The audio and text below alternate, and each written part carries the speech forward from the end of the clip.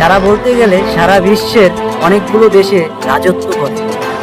এমন একটি ক্ষমতাশীল দেশের নেতা হওয়ার পরেও ডোনাল্ড ট্রাম্পকে গুলিবিদ্ধ হতে হয়। তাহলে কি জীবনের থেকে রাজনীতির মূল্য অনেক বেশি? সেই দেশের ক্ষমতাশীল নেতা হয়েও তাকে স্নাইপার দিয়ে গুলি করা হয়। দেখুন ডোনাল্ড ট্রাম্পকে স্নাইপার দিয়ে কিভাবে গুলি